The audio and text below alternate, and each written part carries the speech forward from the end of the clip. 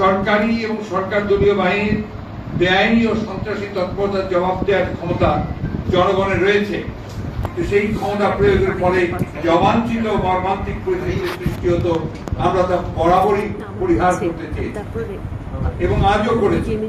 এটা আমাদের দুর্বলতা নয়, জনগণ ও গণতন্ত্রের প্রতি আমাদের দায়বদ্ধতা।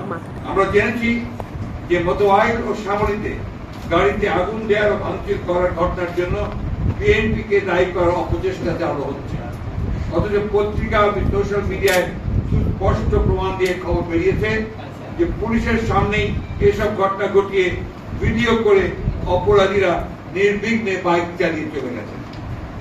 কারা এটা করতে পারে তা অনুমানের জন্য বেশি বুদ্ধিমান হওয়ার প্রয়োজন নেই।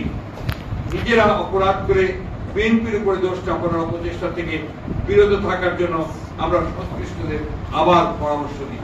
আজ রাজধানীতে যে অত্যাচার নিপীড়নের ঘটনা ঘটেছে তার প্রতিবাদে আমরা আগামী পরশু 31 জুলাই সোমবার সারা দেশে সকল মহানগর ও জেলা সদরে জনসমাবেশ কর্মসূচি ঘোষণা করছি। আগামীকালই আমরা প্রতিবাদের দিন হিসেবে পালনের কথা ভেবেছিলাম, কিন্তু আমরা জানতে পেরেছি যে আগামীকাল সরকারি দল রাজপথে কর্মসূচির পালনের কথা দিয়েছে।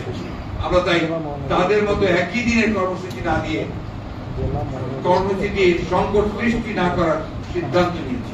আসলে নিজেদেরকে রক্ষা করার জন্য, নিজেদেরকে আপনার নিরাপদ প্রমাণ করার জন্য এই ধরনের নাটকটা এবং সেখান থেকে প্রমাণিত হয় ওই বিষয় থেকে বাবু গর্ষণচন্দ্র রায়ের commitment to his party and politics, গণতন্ত্র, এটা প্রমাণ করার প্রয়োজন নেই। তিনি তার সারা জীবনে রাজনৈতিক জীবনে আন্দোলন সংগ্রামের মধ্য দিয়ে বড় হয়েছেন, রাজনীতি করেছেন, বড় হয়েছেন। আমানুর রহমানকে প্রমাণ করতে হবে না যে তিনি আপনার তার রাজনীতির প্রতি, দলের প্রতি, দেশের মানুষের প্রতি কমিটমেন্ট ঘাটতি আছে, কারণ তিনি 90-এর গণঅভ্যুত্থানের অন্যতম নায়ক ছিলেন, আপনাদের সবাই জানেন, এবং তিনি যে জনগণের একজন জনপ্রিয় নেতা তা তার প্রমাণ করেছেন। আমানুর রহমান পরপর 4 বার নির্বাচিত হন। সেটা এই বিষয়গুলো মানুষ নেয় না। এখানে মানুষ বুঝে গেছে, জেনে গেছে যে এগুলো পুরোপুরি ভাবে তারা তাদের রক্ষার জন্য এই সমস্ত নাটক চালাচ্ছে এবং এর আগেও এরকম অনেক ঘটনা ঘটেছে। সুতরাং এই জিনিসগুলোকে আমরা জনগণ কোনো গুরুত্বই দেয়। আমরা যখন আপনার নির্বাচন সুষ্ঠু হওয়ার জন্য নিরপেক্ষ সরকারের যে নির্বাচন দাবি তুলছি, সেই সময় এই ধরনের আপনার একেবারে নির্যাতনমূলক, নিপীড়নমূলক আক্রমণ নিঃসন্দেহে গণতন্ত্রের পক্ষে যায় না।